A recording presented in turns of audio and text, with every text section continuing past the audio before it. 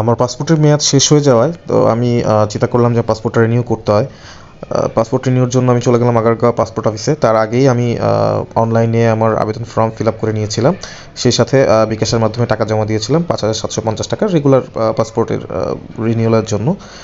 এর সাথে আমি যে ডকুমেন্টসগুলো নিয়ে নিয়েছি সেটা হচ্ছে এনআইডি কার্ডের ফটোকপি, অরিজিনাল এনআইডি কার্ড, আমার পাসপোর্ট অরিজিনাল এবং ফটোকপি, সেই সাথে আমার বাসার বিদ্যুৎ বিলের একটা অরিজিনাল কপি এবং ফটোকপি, আমার অফিস আইডি কার্ডের ফটোকপি এবং অরিজিনাল আইডি কার্ডটা।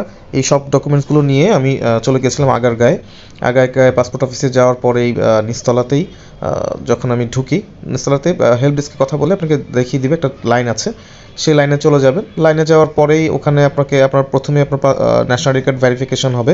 ন্যাশনাল আইডি ভেরিফিকেশন হওয়ার পরে আপনাকে একটা টোকেন দেওয়া হবে, সেই টোকেন নিয়ে আপনাকে ওখানে আবার বসতে হবে। সেই টোকেন অনুযায়ী যখন আপনার সিরিয়ালটা আসবে, আসার পরে আপনি আপনার সব ডকুমেন্টসগুলো সাবমিট করবেন, তারা সব ডকুমেন্টসগুলো চেক করবে, আপনার সাথে কথা বলবে, বলে আপনাকে ৫ নম্বর রুমে পাঠিয়ে দিবে ছবি এবং ফিঙ্গারপ্রিন্টের জন্য।